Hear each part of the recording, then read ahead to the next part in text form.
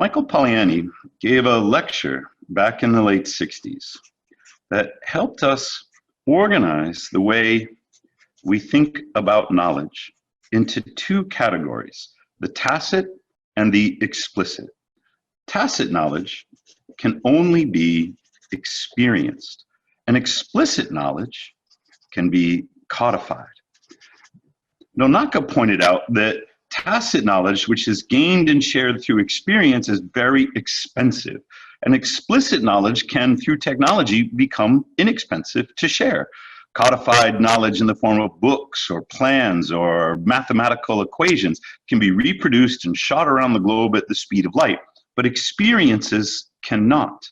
Polanyi's distinction between the tacit and explicit knowledge was important for creativity, innovation, and design, because it is the explicit knowledge that we can recognize, but is the tacit knowledge, the abstract, the ambiguous, where the creativity resides. And it was Nonaka that suggested the conversion of tacit ideas into explicit plans, products, and services that was essential to innovation. The shortcoming in Polanyi's approach is that it makes tacit and explicit knowledge seem as if they are separable, and Nonaka suggests that conversion of one to the other can be complete. But we see it differently. We see tacit and explicit knowledge on a continuum. There is no knowledge that is exclusively tacit or exclusively explicit. All forms of knowledge blend the two together to different extents. So this video is to give examples of what tacit and explicit representations of knowledge are like along the continuum, and change the way that people think of these two forms of knowledge from a dilemma to something more integrated, so that we can better understand Nonaka's processes of conversion.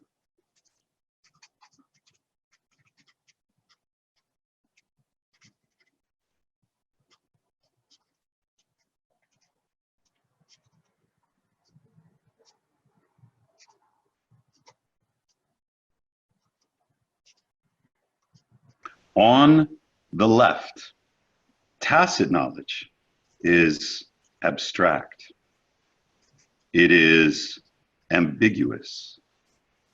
It is sometimes essentially contested. It is the knowledge that we know when we see, because it is context dependent, but difficult to put into words. This is where ideas reside. And Nonaka suggests that these ideas, to be shared, must be given form.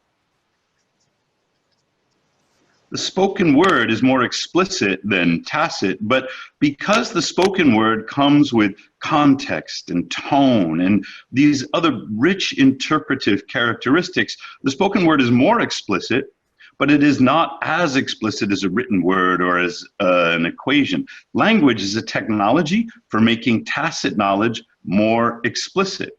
When the language becomes symbolic, as in the case of the written word or mathematics,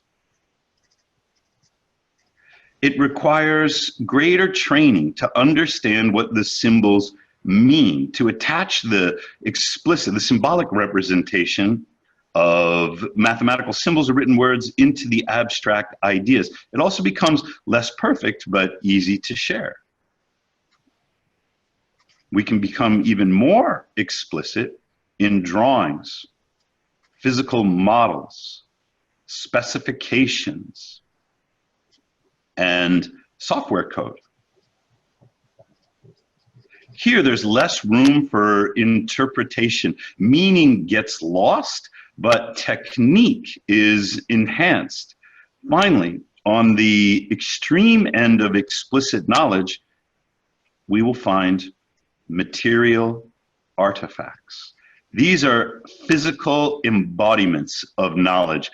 And we know that these material artifacts contain knowledge because that knowledge can be acquired by reverse engineering. Here it is so explicit, it resides in the physicality of the material itself rather than in the imagination.